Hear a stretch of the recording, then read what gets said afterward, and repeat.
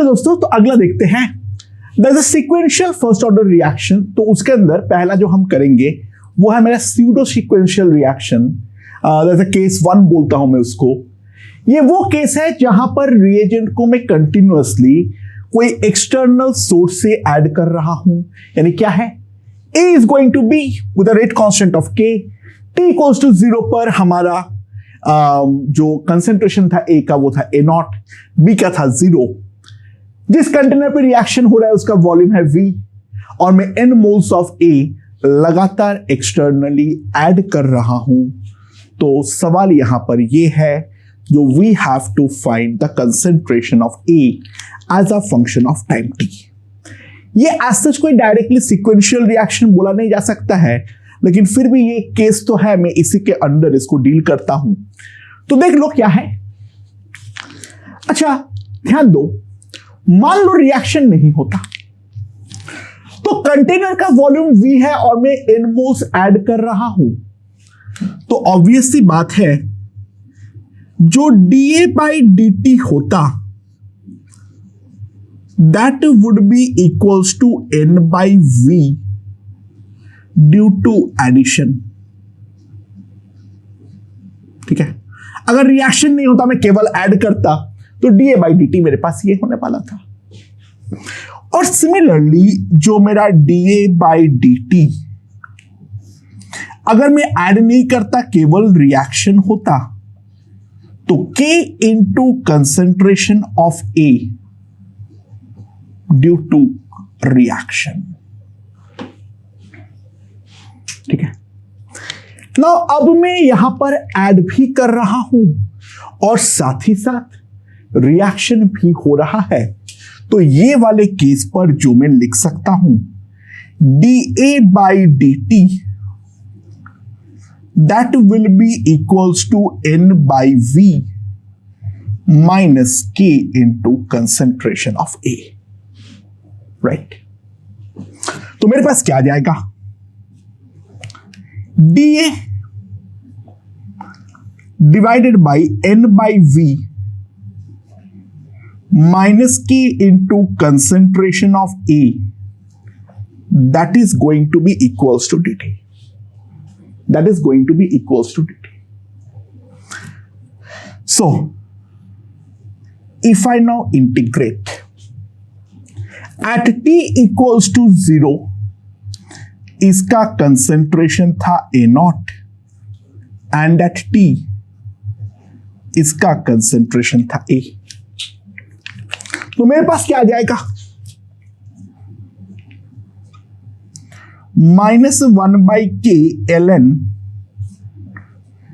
n by V minus Ka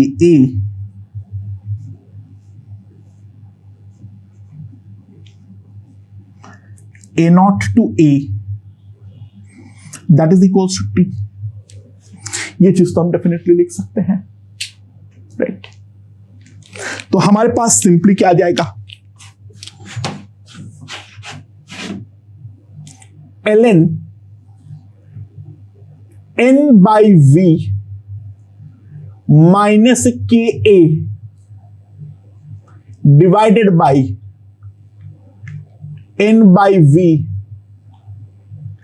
minus Ka naught, that will be equals to minus Kt। That is what I can write। So दोस्तों अब ध्यान दो, n by V minus Ka will be equals to n by V minus Ka naught into e to the power minus Kt।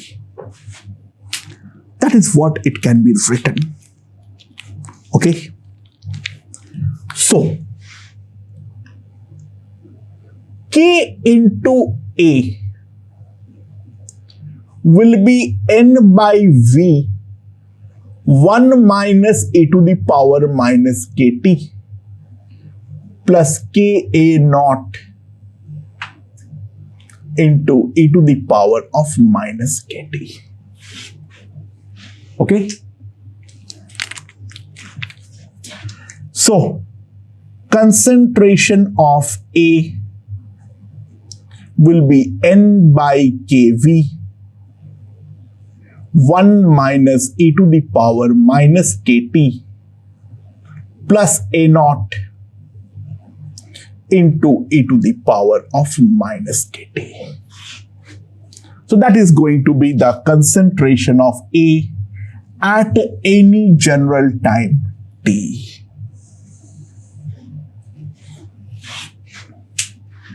अच्छा, B के concentration अगर कोई पूछेगा ना, ध्यान दो, नोट, बी के लिए मैं क्या लिख सकता हूं, ध्यान दो, concentration of A plus concentration of B at any general time T क्या होगा। जो इनिशियली ए का कंसंट्रेशन था प्लस जितना कंसंट्रेशन मैंने ऐड किया हूं, तो पर unit time n by V कर रहा हूं, तो t टाइम पे टोटल कंसंट्रेशन जो ऐड होगा वो मेरे पास ये हो जाएगा। That is a relation. तो एक बार a मेरे पास आ जाएगा तो b भी मैं ऑटोमेटिकली निकाल लूंगा। ये रिलेशन जो है वो एक बार समझने का यहां पर ट्राई करो। नाउ ए का कंसंट्रेशन को अगर हम थोड़ा गौर से देखते हैं, ध्यान दो, तो कंसंट्रेशन ऑफ ए को मैं क्या लिख सकता हूं, this will be n by K V plus A naught minus n by K V into e to the power of minus K T. So obviously बात है, यहां से तुम्हें एक चीज तो सिंपल हो गया है, that is the limiting concentration of ए।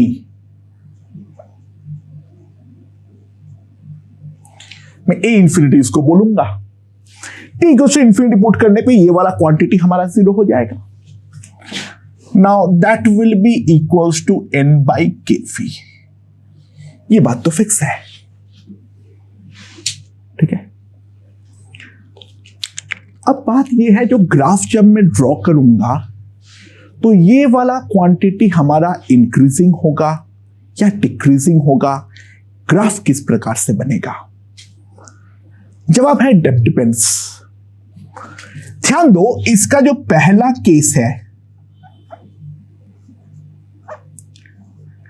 अगर initial concentration is equals to n by K V हो, तो सिंपल सी बात है, ध्यान दो, कंसंट्रेशन ऑफ ए हमेशा के लिए n बाई के वी यानी ए नॉट हो गया है।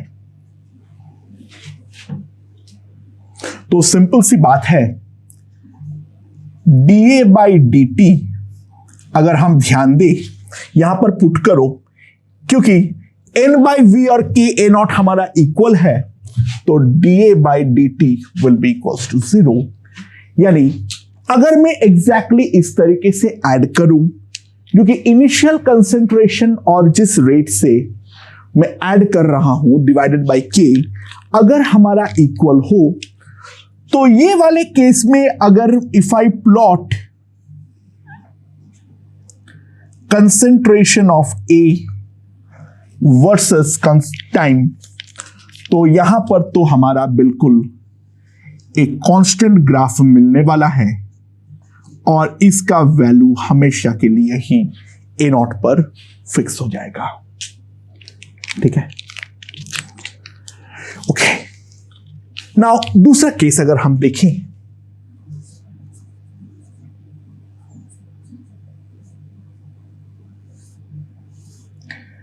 concentration of A naught is greater than N by kV। जो हमारा इनिशियल कंसेंट्रेशन है वो मेरा N by kV से ज्यादा वैल्यू है। यानी यहां पर अगर हम ध्यान दें, यहां पर अगर हम ध्यान दें तो हमारा ग्राफ किस प्रकार से बनेगा उस चीज के बारे में समझो। इनिशियली ये वाला क्वांटिटी हमारा पॉजिटिव है, इनिशियली इसका वैल्यू 1 था, फाइनली इसका वैल्यू 0 होगा। तो कंसेंट्रेशन ऑफ ए जो है वो हमारा डिक्रीज करेगा। तो हम ये बोल सकते हैं टाइम अगर हमारा इंक्रीज करेगा, कंसेंट्रेशन ऑफ ए हमारा डेफिनेटली डिक्रीज करने वाला है। And if I plot the graph for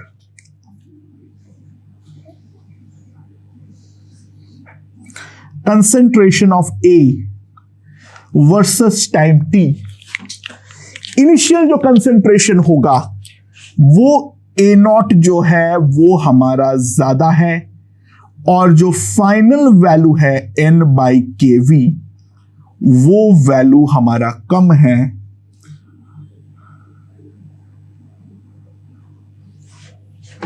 तो A जो है वो हमारा डिके होगा, यानी धीरे धीरे धीरे धीरे ए हमारा खत्म होता रहेगा। And in the last case अगर मैं केस 3 के बारे में बातचीत करूं, यहां पर क्या है, A0 is less than N/kV।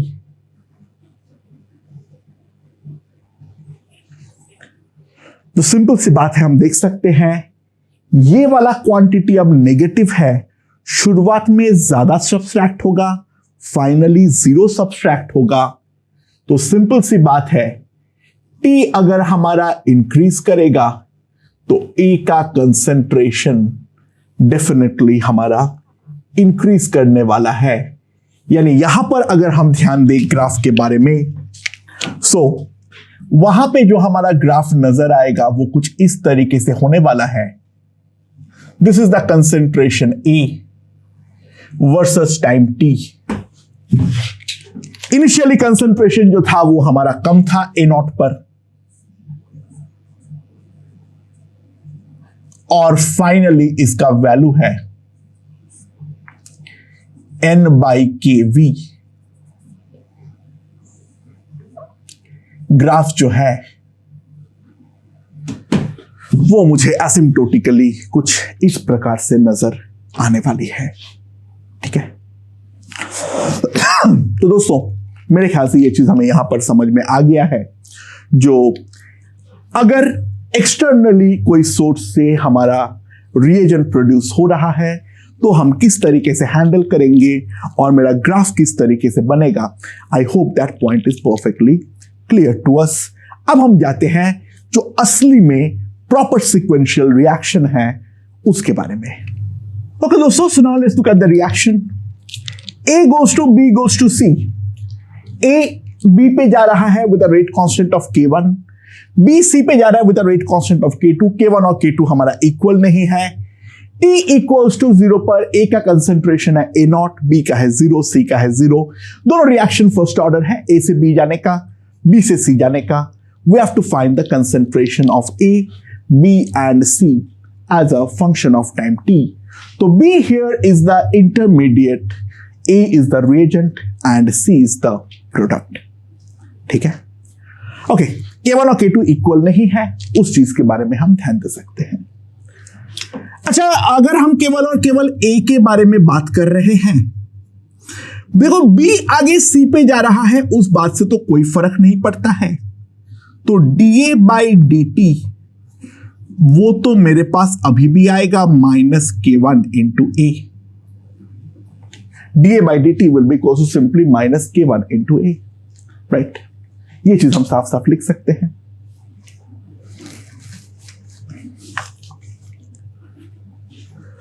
So concentration of A मेरे पास सिंपली आ जाएगा A0 into e to the power -K1t। चलो, A का कंसेंट्रेशन निकालना तो कोई बड़ी बात नहीं है। A के बारे में तो सिंपली हम ये चीज लिख सकते हैं।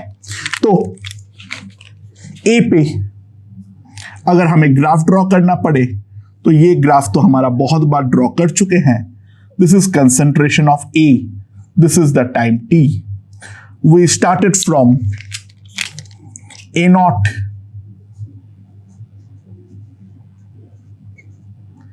and finally it goes टक टक टक टक इस तरीके से चलता रहेगा.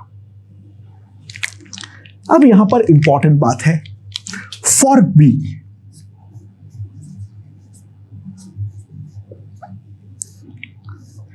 अच्छा, dB by dt कितना होगा बोलो.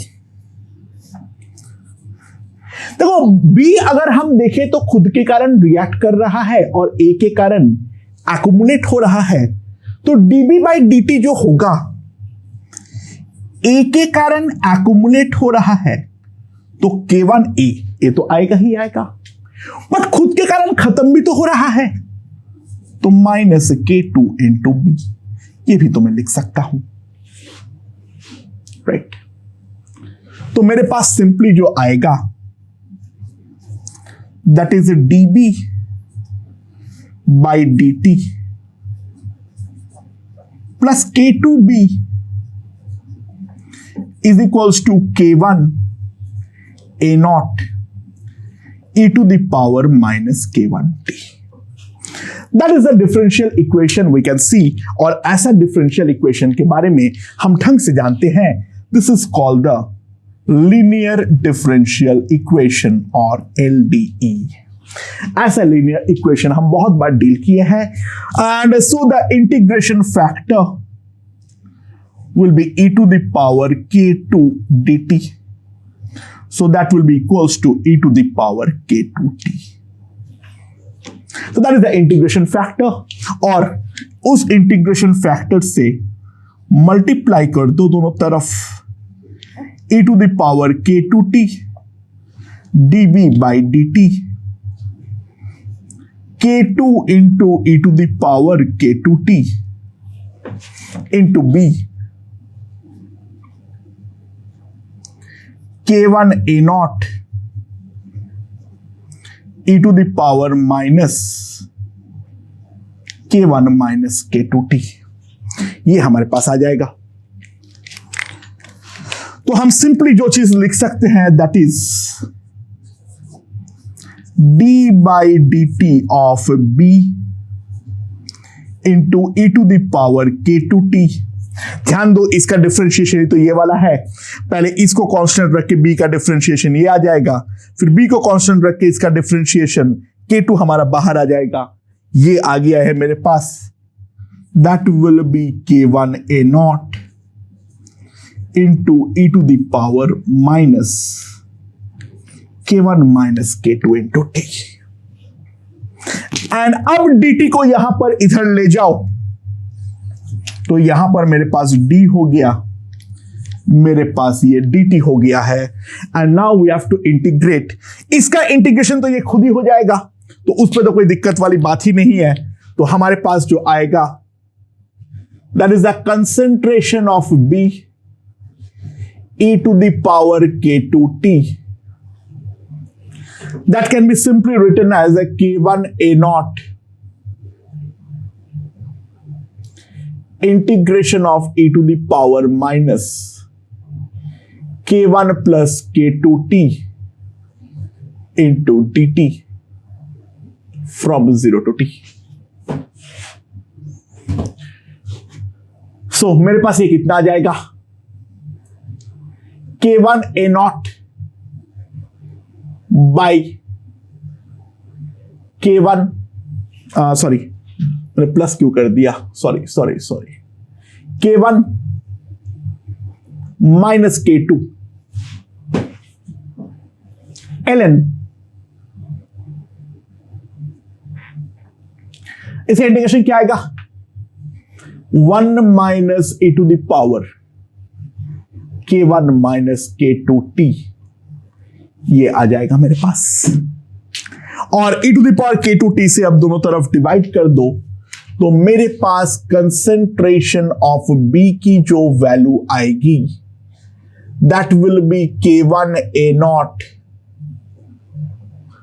बाई K1 माइनस K2 पहले ये आ जाएगा e to the power minus k2t minus e to the power minus k1t।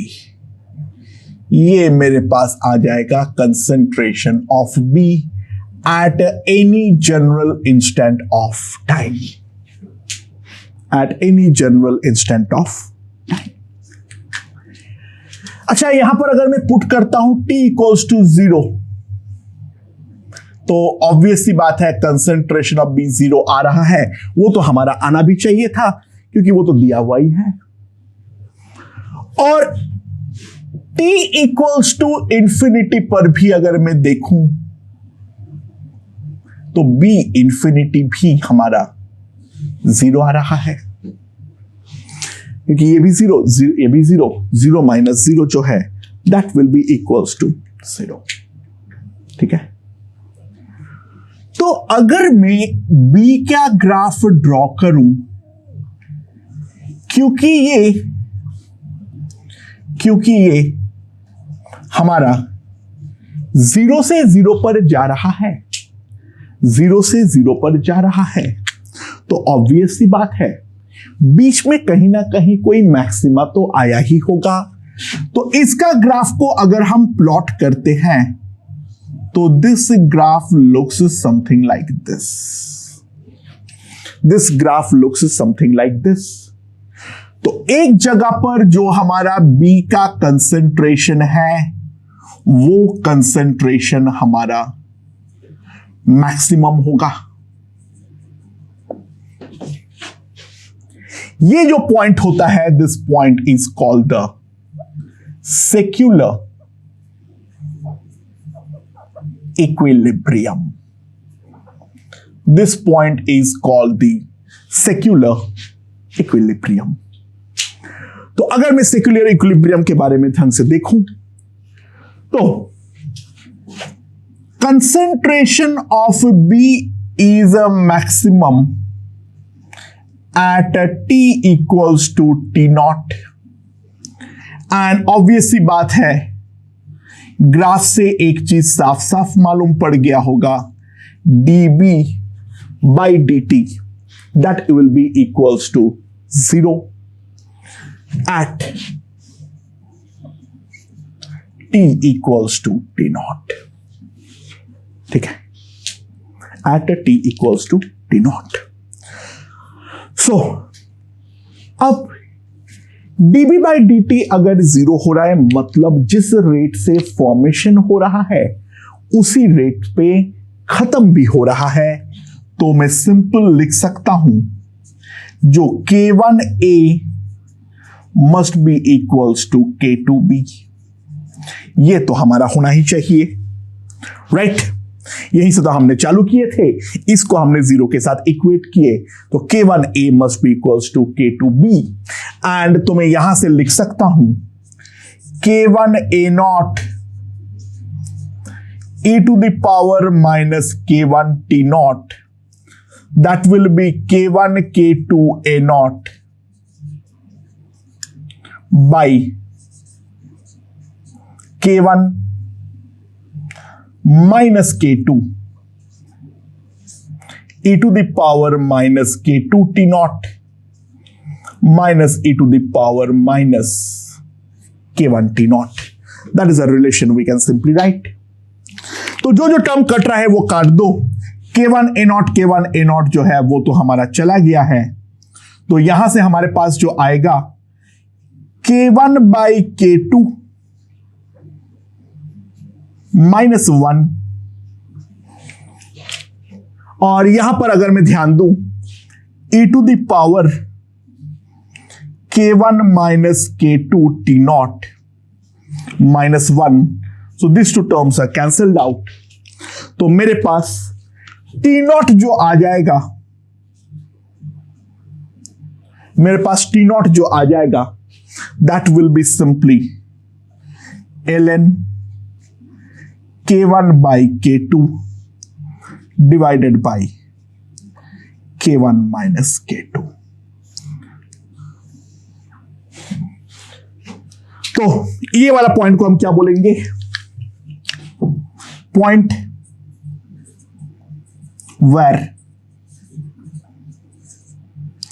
concentration of B is maximum. Concentration of B जहां पर मैक्सिमम होगा वो पॉइंट हमने यहां पर निकाल दिए हैं. ठीक है. अच्छा, हमें वो भी पॉइंट निकालने के लिए बोल सकता है जो find the time where concentration of A equals to concentration of B. वहां पर हमने बी का कंसेंट्रेशन और ए का कंसेंट्रेशन जो है वो हम सिंपली इक्वेट करेंगे और इक्वेट करते हुए हम यहां पर आगे बढ़ने वाले हैं. मेरे ख्याल से हमें समझ में आ गया है. तो लेट्स सी, उसको एक बार निकाल लेते हैं जल्दी से. अगर कोई पूछे find T when concentration of A is equals to concentration of B. ठीक है, राइट. अच्छा, तो क्या होगा यहां पर, ध्यान दो, these two quantities must be equal, right? So a naught into e to the power minus k1 t1 बोल देता हूं ये time, that is equals to k1 a naught by k1 minus k2 e to the power minus k2 t1 k1 t1. So a naught is cancelled. So मेरे पास क्या आ जाएगा,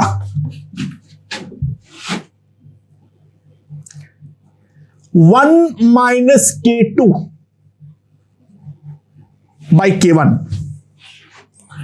That can be written as e to the power k1 minus k2 into t1 minus 1. तो मेरे पास ये जो आ जाएगा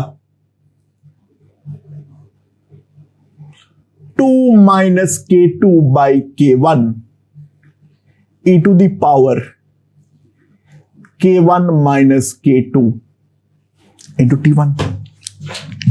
ठीक है, राइट. सो ये जो मेरा टाइम t1 आएगा that will B ln 2k1 minus k2 divided by k1 by k1 minus k2. That is the time जहां पे a और b का कंसेंट्रेशंस हमारे इक्वल आ जाएंगे. अभी वेरी कॉशियस, ए और बी का कंसेंट्रेशन कभी भी इक्वल होगा वो बिल्कुल भी जरूरी नहीं है, उसके लिए कंडीशन है. ये अंदर का क्वांटिटी पॉजिटिव होना चाहिए और ये वाला क्वांटिटी भी पॉजिटिव होना चाहिए. तो ध्यान दो, ये वाला टाइम तभी एग्जिस्ट करेगा अगर 2k1 ग्रेटर देन k2 होगा और in fact k1 greater than k2 होगा. अदरवाइज ये वाला टर्म तो हमारा एग्जिस्ट ही नहीं करेगा. तो ट्राई टू रियलाइज जो ln के अंदर का क्वांटिटी को हमें डेफिनेटली पॉजिटिव होना पड़ेगा, यानी ये वाला quantity that has to be greater than 0. तो k2 must be less than 2k1. ये तभी एग्जिस्ट करेगा, अदरवाइज ये टाइम जो है वो हमारा एग्जिस्ट ही नहीं करेगा. हर बार एग्जिस्ट करे वो बिल्कुल भी जरूरी नहीं है. तो बी के बारे में जितना भी चर्चाएं थे वो हमने सारे के सारे कर लिए हैं. ये वाला टाइम हमें याद रखना है, वो वाला टाइम याद रखना is completely optional. Okay, now let's see what happens for C. dc by dt, dc by dt, that will be simply equals to k2b. ठीक है,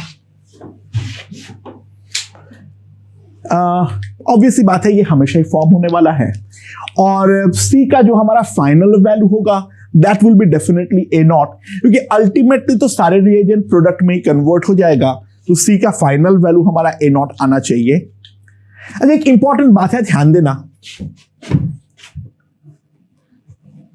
D square C by dt square is a K2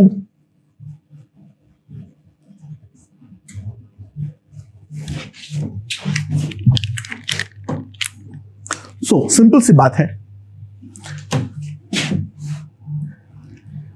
rate of formation of C is a maximum when B is a maximum, that implies वो जो point है it is a point of inflection. C के graph में हमारा एक point of inflection हमें मिलेगा।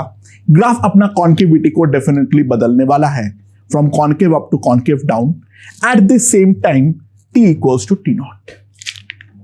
ठीक है, अच्छा उसके बाद तो सिंपल सी बात है, इसको हमें इंटीग्रेट करना है, तो concentration of C K2B that is a K1 A naught, sorry K1 K2 A not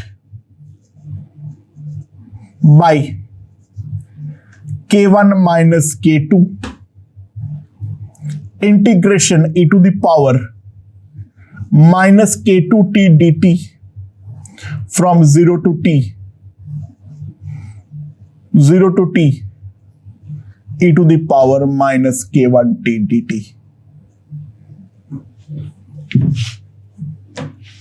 तो ये वाला टर्म क्या हो जाएगा, 1 minus e to the power minus K2T by K2, तो मेरे पास ये जो आ जाएगा that will be K1 K2 A naught by K1 minus K2, 1 minus e to the power minus K2T by K2, 1 minus e to the power minus K1T by K1। तो K1 K2 से तो हमारा multiply करेंगे, वो term तो हमारा cut जाएगा, तो हमारे पास जो आ जाएगा concentration of C A naught, यहां पर पहले टर्म में आएगा K1 minus K2 plus K2 e to the power minus K1T, K1 e to the power minus K2T, and that is whole divided by K1 minus K2, that is whole divided by K1 minus K2। तो मेरे पास क्या आ जाएगा, concentration of C will be A naught 1 plus 1 minus, याद रखने में फायदे के लिए, K1 e to the power minus K2T, K2 e to the power minus K1T divided by K1 minus K2। This is what we can write। ये हमारे पास आ जाएगा concentration of C eight any general instant of time T। मेरे ख्याल से ये चीज हमें समझ में आ गया है, सिंपल इंटीग्रेशन है, कोई ज्यादा दिमाग लगाने वाली बात नहीं है। तो अगर हम देखें T इक्वल्स टू 0 पर पुट कर दो, तो ये मेरा आ जाएगा K1 माइनस K2, तो ये तो हमारा 1 माइनस 1 होकर खत्म हो जाएगा। कंसेंट्रेशन ऑफ C हमारा 0 आएगा, और T इक्वल्स टू इंफिनिटी पर जो हमारा कंसेंट्रेशन ऑफ C आएगा, that concentration of C will simply come out to be A naught. Simply check, ये 0 हो जाएगा, तो C will be simply equals to A naught. This is what we are going to get. And now if I draw the graph,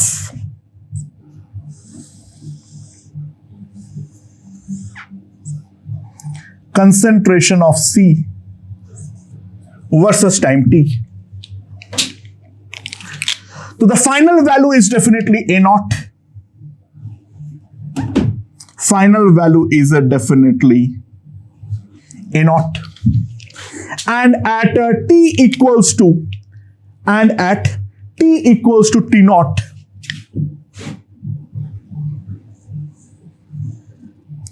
यहां तक graph जो होगा वो हमारा कॉन्केव अप होगा,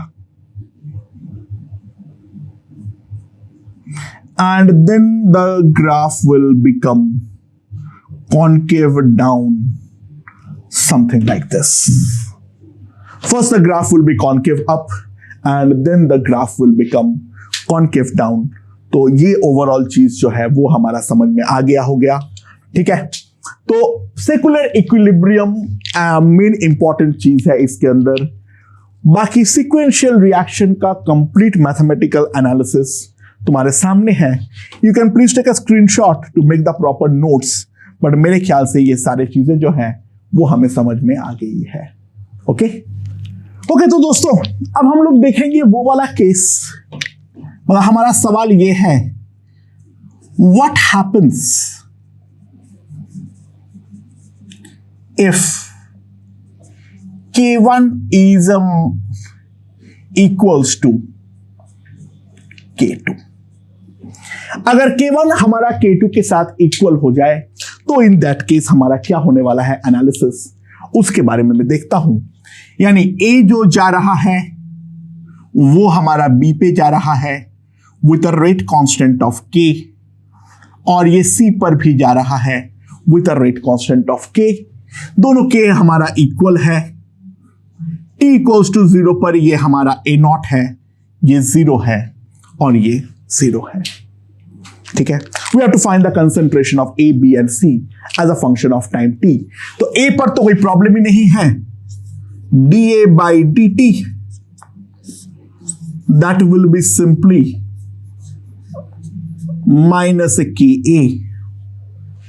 तो जो A का कंसंट्रेशन होगा that will be a naught e to the power minus kt। ये तो हमारे पास एक सिंपल रिलेशन है जो यहां से आ गया है। A के बारे में तो हम डेफिनेटली ये बोल सकते हैं। मेन गेम अब B का है, तो dB by dt कितना आएगा, dB by dt that will be minus Ka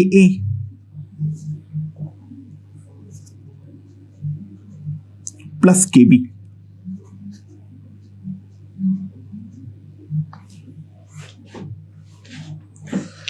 So what I can write is dB by dt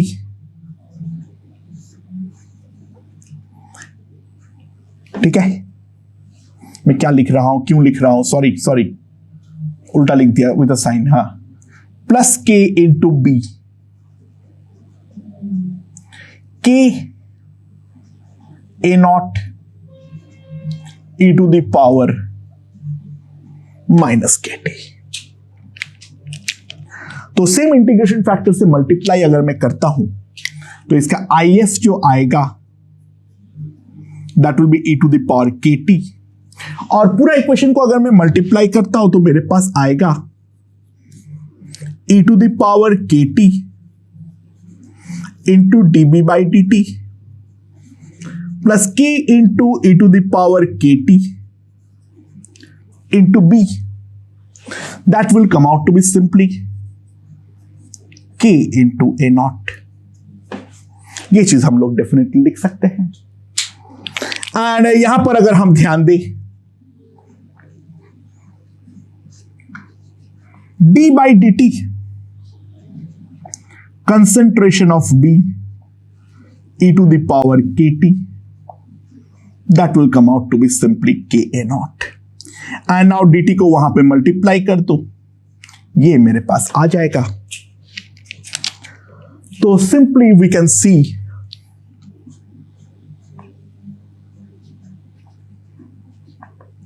e to the power kt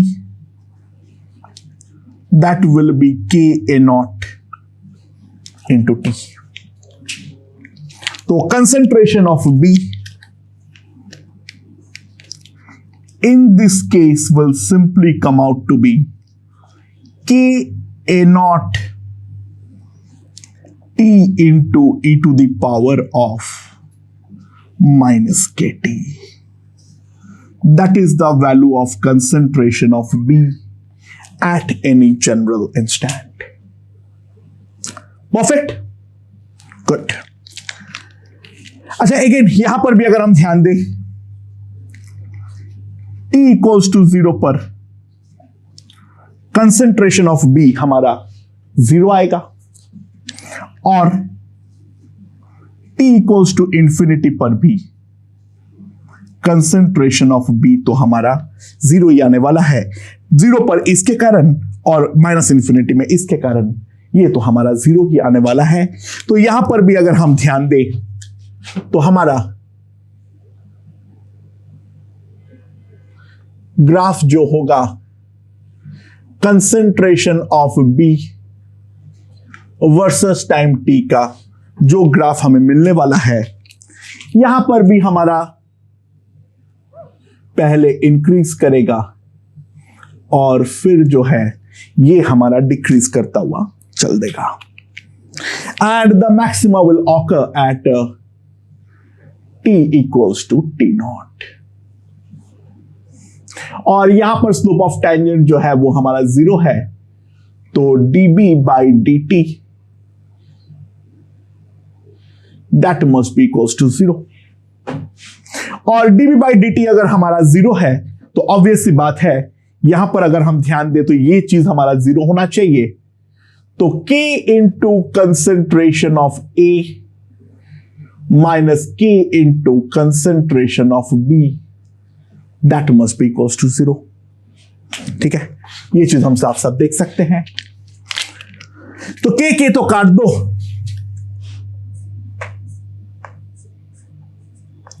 तो A naught into e to the power minus K T naught, concentration of B A K A naught T naught e to the power minus K T not.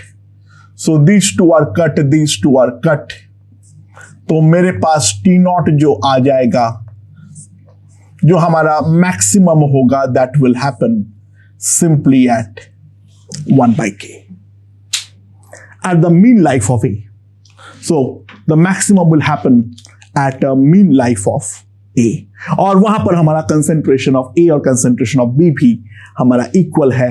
ये चीज हम यहां पर देख सकते हैं।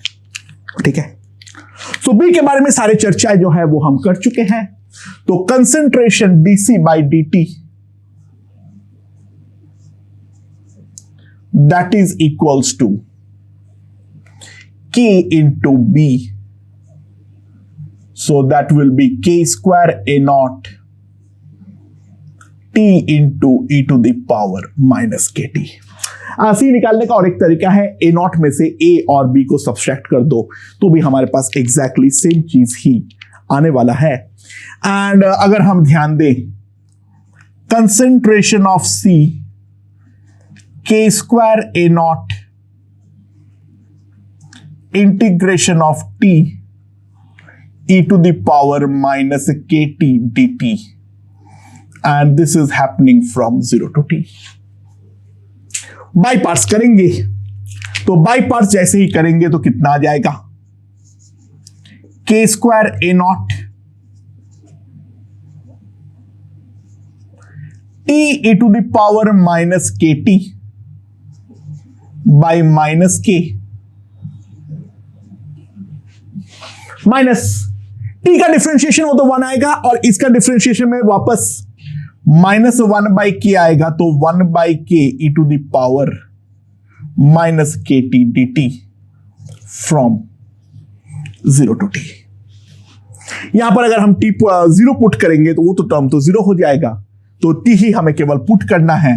तो एक के जो है वो तो हमारा साफ साफ कट रहा है, एक के जो है वो तो हमारा पहले ही कट गया, तो K A naught T into e to the power minus K T आएगा। ठीक है, अब with minus sign, plus e to the power minus K T by minus K from 0 to t आएगा। सो कंसेंट्रेशन ऑफ C हमारे पास finally जो आ जाएगा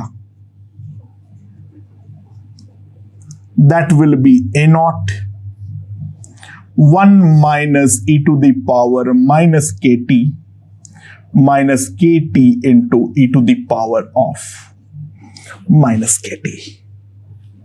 ठीक है, ये हमारे पास जो है यानी बेसिकली वही आया है। देखो इन दोनों को ऐड कर लो और फिर सब्सट्रैक्ट कर दो, एग्जैक्टली वही तुम्हारे पास आ जा रहा है।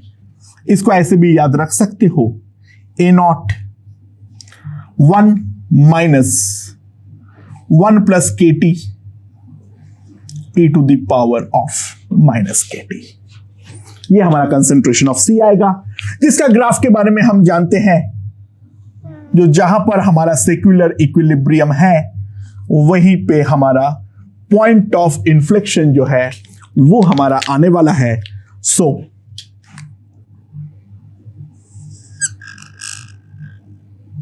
पहले ऐसे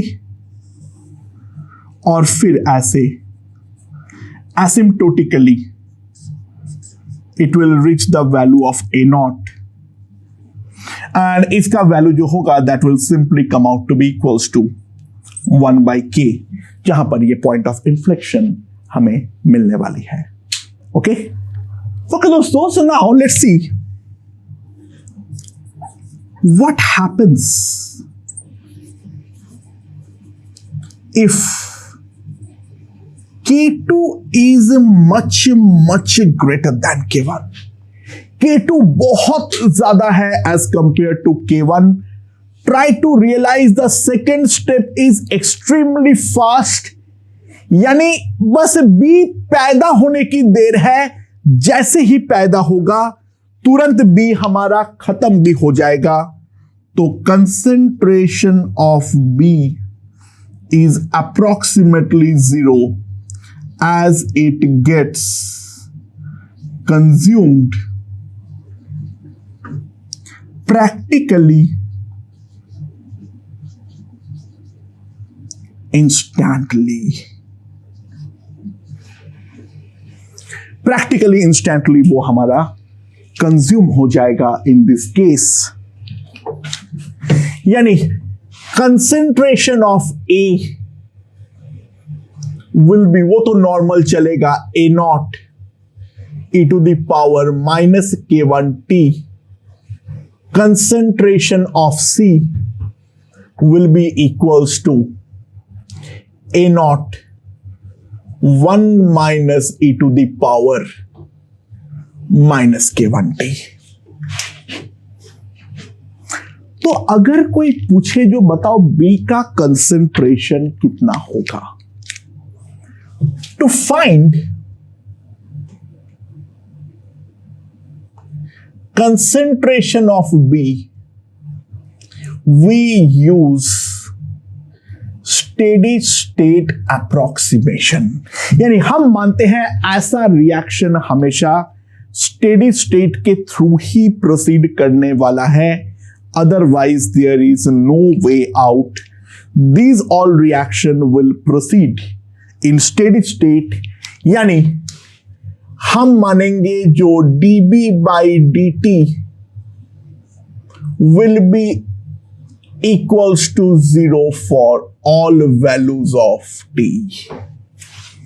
dB by dt will be equals to 0, यानी concentration of B practically does not change with respect to time। तो हम बोलेंगे जो K1A will be equals to K2B always। So concentration of B will be K1 by K2 into e to the power minus K1A। Obviously बात है, ये देख सकते हो ये एक बहुत ही ज्यादा छोटा क्वांटिटी है, बट कोई अगर पीछे पड़ जाए तो स्टेडी स्टेट अप्रोक्सीमेशन से ही बी का कंसंट्रेशन यहां पर हम लोग निकाल पाएंगे। ठीक है, राइट। एंड सिमिलरली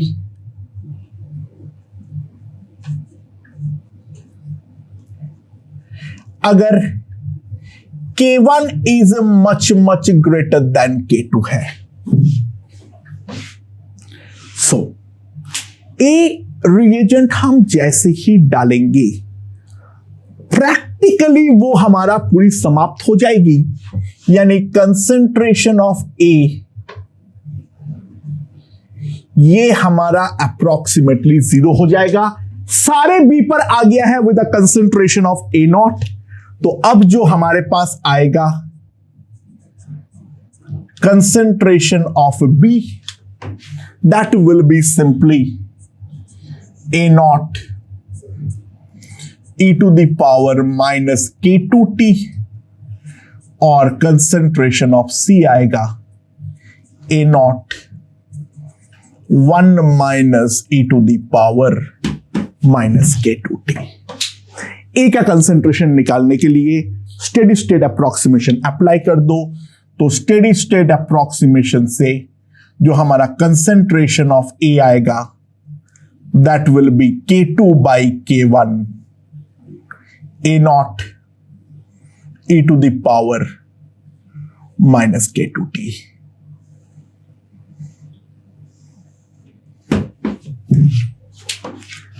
ठीक है, तो ये सीक्वेंशियल रिएक्शन का सारे के सारे केसेस है। तो एक सिंपल क्वेश्चन के थ्रू बता दे रहा हूं। ठीक है, लेट्स सी। ओके दोस्तों, तो ये वाला क्वेश्चन के थ्रू थोड़ा डिस्कस कर लेते हैं। A to B, B to C, C to D, T half सबका दे रखा है। तो इनिशियली ए का 10 टू द पावर 20 मॉलिक्यूल्स मैंने लिया। वॉल्यूम जो भी है वो फिक्स है, 1 लीटर मान लो, कोई फर्क नहीं पड़ता है। ठीक है, देखो number of molecules is proportional to the concentration, obvious सी बात है। तो initially 10 to the power 20 molecules of A है, तो हमें निकालना है number of molecules of C formed in 10 days and number of molecules of D present after 6930 days। अच्छा, पहले वाले का जो K1 है वो कितना हो जाएगा, ln2 बाई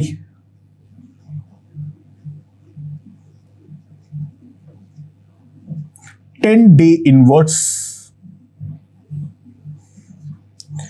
K2 जो आएगा वो कितना आ जाएगा मेरे पास 693 इन बाई 6930, तो ये हो जाएगा मेरे पास 10 to the power minus 4 day inverse, और K3 जो आएगा वो मेरे पास कितना आ जाएगा 10 to the power minus 1 day inverse. तो यहां पर सिंपल सी बात है, अगर हम ध्यान दें K1 much greater than K2, अच्छा K3, that is much greater than K2. So try to realize 10 days में अगर हम बात करें, सो ए जो है वो बी पे जब जाएगा तो वो प्रैक्टिकली रुक जाएगा, क्योंकि द रीजन बीइंग जो हमारा बी टू सी का प्रोसेस है वो एक्सट्रीमली स्लो प्रोसेस है। इसके बारे में हम जितना कम बात करें उतना ही हमारा अच्छा रहने वाला है। तो फर्स्ट वाले का हाफ लाइफ 0.0693 डेज है, तो try to realise in 10 days almost, मैं पहला पार्ट कर रहा हूं, all A has gone to B। तो ऑब्वियस सी बात है मॉलिक्यूल्स ऑफ बी जो आ जाएगा that will B 10 to the power 20.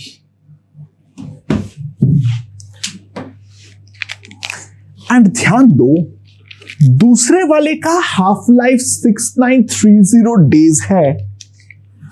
So this is practically constant in 10 days. That is practically constant in 10 days that I can simply write. तो obvious सी बात है जो मेरा mod of dB by dt होगा, केवल B to C के ऊपर ध्यान देते हुए, A तो सारे B में कन्वर्ट हो गया, A को भूल जाओ, A तो खत्म है 10 दिन के अंदर भाई. ठीक है. So that will be simply K2 into the number of molecules of B. And इसको मैं लिख सकता हूं जो delta B by delta T का जो मॉड होगा that will be K2 into B. तो मॉड ऑफ डेल्टा B आएगा. K2 का वैल्यू कितना है 10 to the power -4 day inverse. Delta T कितना है 10, तो ये कितना हो गया 10 to the power -3. B जो है वो प्रैक्टिकली 10 to the power 20 है, अप्रोक्सीमेटली 10 to the power 17. 1000 में से एक गया है, प्रैक्टिकली उसको हम नेग्लेक्ट कर सकते हैं. 0.1 हमारा रिएक्ट किया है, यानी प्रैक्टिकली हमारा रिएक्शन हुआ ही नहीं.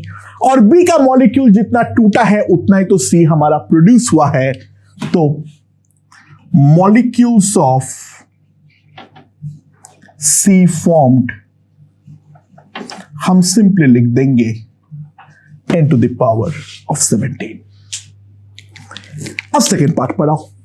सेकेंड पार्ट पर क्या बोला है, जो कितना डी प्रोड्यूस होगा 6930 डेज में. एंड ध्यान दो 6930 जो है वो इसके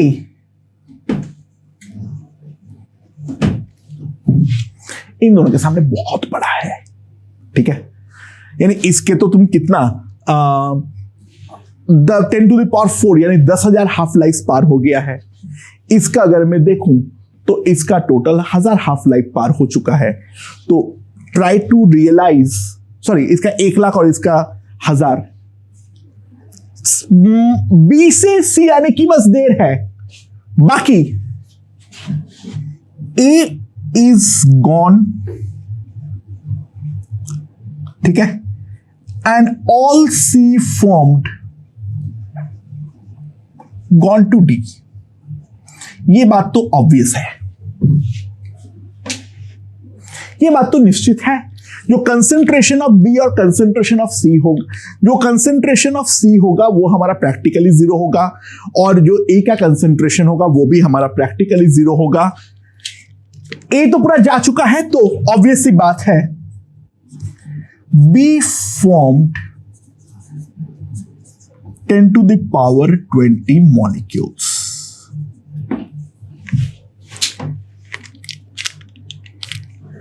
Now B to C जो कन्वर्जन है तो 6930 is a half life.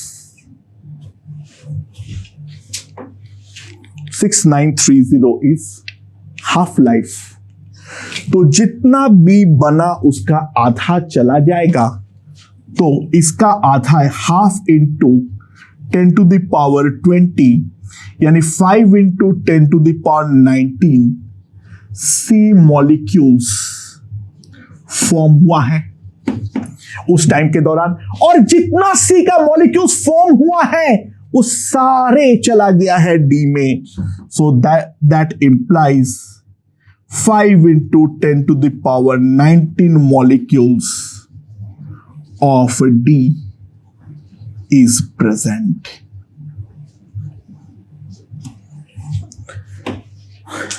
अगर रेट कांस्टेंट्स के ऑर्डर में ह्यूज डिफरेंस है तो इन दैट केस हम इस तरीके से एनालाइज करते हैं. तो दोस्तों, with this we have ended the chapter chemical kinetics. Okay.